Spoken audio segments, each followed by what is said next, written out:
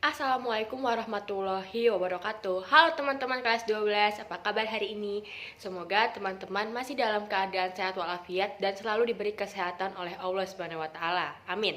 Yuk belajar lagi dengan Bu Safina dalam mata pelajaran Bahasa Indonesia. Semoga teman-teman masih tetap semangat ya walaupun kita melakukan pembelajaran secara daring. Nah, sebelum memulai kegiatan pembelajaran hari ini, marilah kita berdoa menurut agama dan kepercayaan kita masing-masing. Berdoa dimulai. Berdoa selesai. Oke, di materi sebelumnya atau di video sebelumnya kita telah mempelajari tentang pengertian, ciri-ciri, dan contoh dari teks editorial. Di video kali ini kita akan belajar tentang struktur dan ciri kebahasaan atau kaidah kebahasaan dalam teks editorial. Kira-kira apa saja sih struktur dan kaidah kebahasaan dalam teks editorial? Yuk kita simak penjelasannya. Baik teman-teman kelas 12, seperti yang dapat kita lihat pada slide berikut ini, bahwa teks editorial memiliki 3 struktur, ada pengenalan isu, ada penyampaian pendapat atau argumen, dan juga ada penegasan. Kita masuk ke penjelasan yang pertama, yakni pengenalan isu, di mana pengenalan isu merupakan bagian pendahuluan teks editorial. Fungsinya adalah untuk mengenalkan isu atau permasalahan yang akan dibahas dalam bagian berikutnya.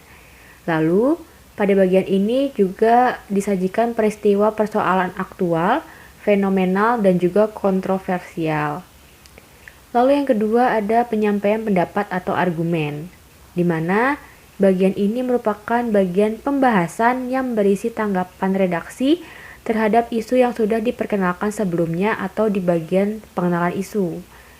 Lalu yang terakhir ada bagian penegasan, di mana dalam teks editorial ini penegasan berupa simpulan, saran, atau rekomendasi. Di dalamnya juga terselip harapan redaksi kepada para pihak terkait dalam menghadapi atau mengatasi persoalan yang terjadi dalam isu yang dibahas dalam teks editorial. Oke, setelah teman-teman mempelajari tentang struktur teks editorial, kali ini teman-teman akan mempelajari tentang kaidah kebahasaan teks editorial, di mana teks editorial memiliki 4 kaidah kebahasaan. Yang pertama adalah penggunaan kalimat retoris, di mana kalimat retoris adalah kalimat pertanyaan yang tidak ditunjukkan untuk mendapatkan jawaban. Pertanyaan-pertanyaan tersebut dimaksudkan agar pembaca dapat merenungkan masalah yang dipertanyakan dan tergugah untuk berbuat sesuatu. Lalu yang kedua adalah menggunakan kata-kata populer. Tujuannya adalah agar halayak mampu mencerna teks editorial dan pembaca tetap merasa rileks meskipun membaca masalah yang serius dan dipenuhi dengan tanggapan yang kritis. Lalu yang ketiga adalah menggunakan kata ganti petunjuk yang merujuk pada waktu, tempat, peristiwa, atau hal lainnya yang menjadi fokus ulasan.